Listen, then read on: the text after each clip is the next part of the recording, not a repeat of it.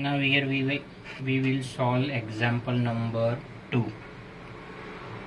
Find zeros. Find zeros of x square plus 7x plus 10. We want to find out the zeros of this equation. And in this question there is one another question, which is verify the relationship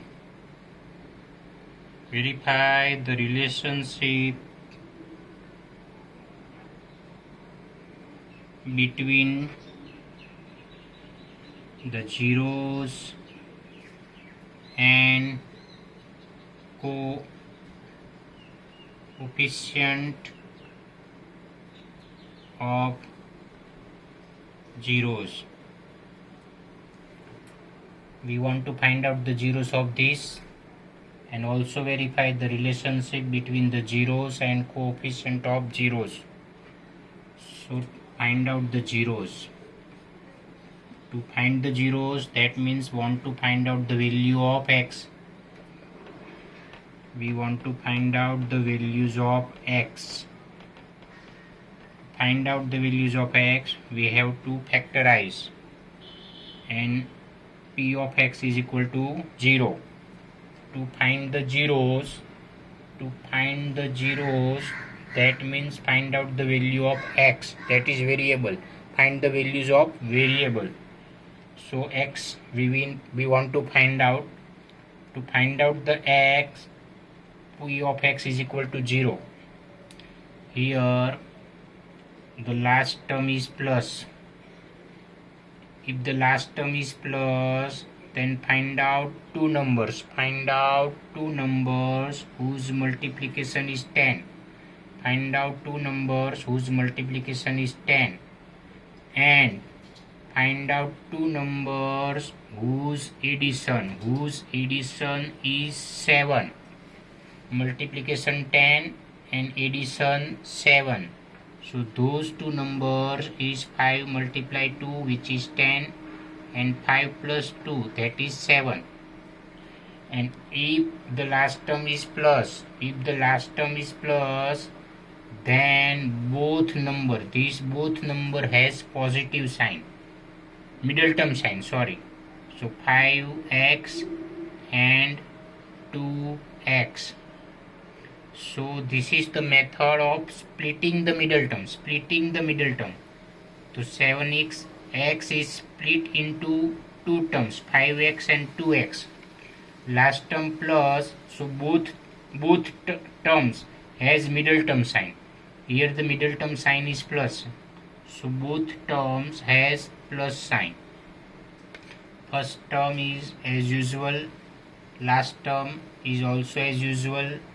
So we get total 4 terms. So now take the common from these two terms. So x square, x is common, so the remaining is x plus sign. X gone outside, so the remaining term is 5. Here this is the second group, and the first sign is plus, so take plus sign common. Suppose here sign is minus, then we should take minus common.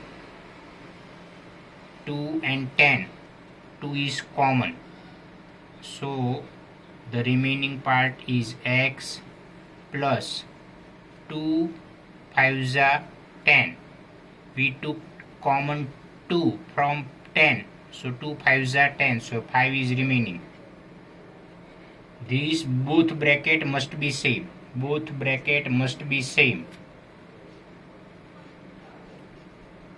So the first bracket is x plus 5 and second bracket is x plus 2.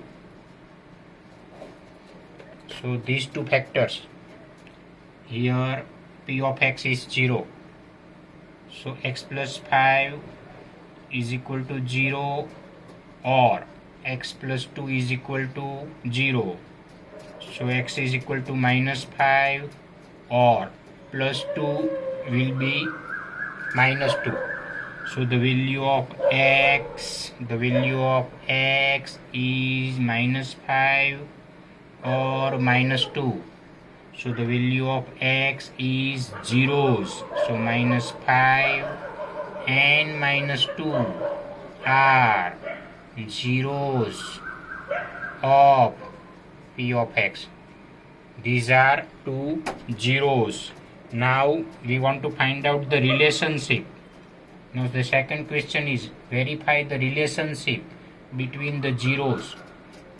-5 and -2 are zeros, and we want to verify the relationship between the zeros and the coefficient of zeros.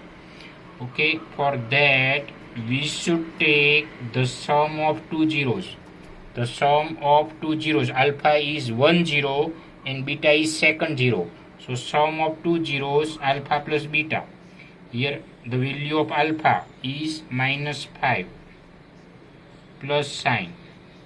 Here beta, the value of beta is -2. You can take alpha as -2 and beta as -5 also. So -5 plus -2, you will get -7.